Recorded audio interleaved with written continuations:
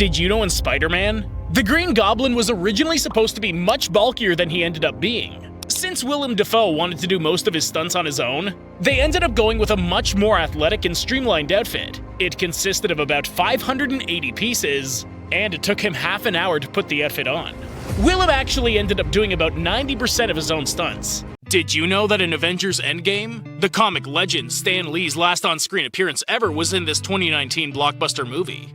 The comic mogul's known for his cameos in Marvel movies, making over 20 appearances. The creative leader was at the forefront of the comic frenzy in the early 70s. Lee's known for co-creating Spider-Man, Iron Man, Black Panther, Thor, and other iconic superheroes. In fact, Stan Lee's Marvel comics inspired the epic Marvel movie industry that we all know today. As a pioneer of the characters and stories, Marvel Studios featured a Stan Lee cameo in all of its films. Sadly, this ended with the Avengers, since Lee passed away in late 2018. Did you know in Black Panther, Ryan Coogler went scouting for locations to film? And he actually met a rhino he named M20. He was very impressed by the rhino, but later found out that they had to cut off his horn to protect him from poachers in the preserve. In the film, Wakabi's rhino is named M20 in tribute, but they actually used a horse during filming, and then added a layer of CGI to make it look like a rhino. Did you know in SpiderMan Homecoming? There's a moment where Liz and Betty mentioned that Spider-Man could be 30-something underneath the mask.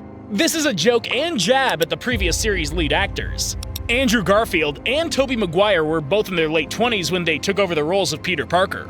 Did you know in Guardians of the Galaxy, Jason Momoa actually auditioned for the role of Drax? He ended up turning the role down because he didn't want to get stuck playing the Brute in everything he was in. He had already played them in Game of Thrones and Conan. But according to Kevin Feige and James Gunn, the only person they ever approached about playing the part was Dave Bautista.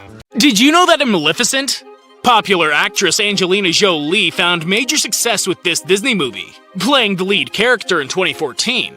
Jolie played a powerful fairy witch who faced betrayal as a child and sought revenge. However, given the character's dramatic costume design and makeup, it was difficult for casting directors to cast young children as they were scared easily. So Jolie decided to cast her own daughter, Vivian, as she would not be scared of her mother. The film was so well received that it spun a sequel in 2019, which grossed a staggering $491 million at the box office. Did you know that in the Imitation game, there are multiple real-world connections between Benedict Cumberbatch and Alan Turing? The actor and the character he portrayed are actually related in real life.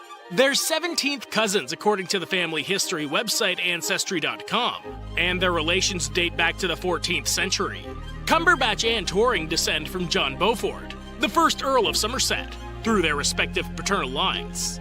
Moreover, the actor earned his bachelor's degree in drama at the University of Manchester, the same institution that Alan Turing attended after the war to work on computing. Did you know in Stranger Things? In Season 1, there's actually a moment where the science teacher is watching The Thing. For that scene, the camera assistant Clyde actually worked on the set of The Thing. So for this scene, Clyde was really pulling focus on a shot of a shot that he had pulled focus on.